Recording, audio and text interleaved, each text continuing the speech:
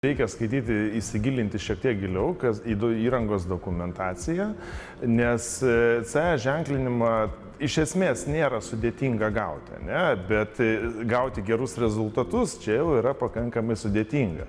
Ir Lietuvoje taipogi yra, manau, kad ateityje bus pakankamai didelė problema, nes klientai susimontavę nuotekų valymo įrenginius, jie žiūri tik tais, kad būtų CE ženklinimas, bet jie nežiūri, ar įrenginys efektyvus. Ir rezultate už tuos nuotekų valymo įrenginius yra gaunama parama, o nuo šių metų reikia atlikinėti tyrimus, ar iš tiesų jūsų nuotekų valymo įrenginys yra efektyvus ir ar jisai iš tiesų veikia kokybiškai.